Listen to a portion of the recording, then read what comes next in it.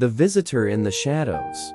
On the outskirts of a small, forgotten town stood a crumbling mansion. No one lived there anymore, but every so often, lights flickered in the windows at night. Some claimed it was the wind rattling the old lanterns, others said it was ghosts. Most people avoided the place. But not Ava. She didn't believe in ghost stories. Not until that night. Ava had always been curious, her fascination with the unknown leading her to the mansion one autumn evening. Armed with only a flashlight and her phone, she crossed the threshold of the decaying structure. The wooden floor creaked beneath her feet, the air thick with dust and the scent of mildew. A single staircase loomed before her, winding up into the darkness.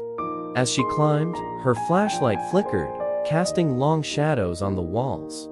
With every step, she felt as though something or someone was watching her. She brushed off the feeling and pressed on. On the second floor, she found a long hallway lined with closed doors. A chill crawled up her spine as she hesitated, staring at the doors. Which one should she open first? She gripped the knob of the nearest one and twisted it slowly, the door creaking open with a low groan. Inside was a bedroom, untouched for years. The bed was made, but layers of dust coated the furniture. Ava stepped inside, her breath visible in the cold air. That's when she saw it movement in the corner of her eye. She spun around, her flashlight shaking in her hand. Nothing.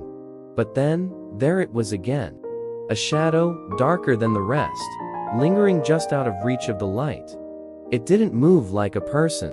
It slithered, its shape unnatural, as if it were trying to blend with the darkness. Ava's heart raced. "Hello?" she called, her voice trembling. No response, only silence.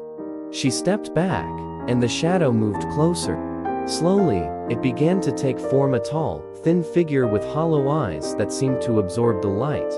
It smiled, a jagged grin that stretched far too wide, revealing rows of needle-like teeth.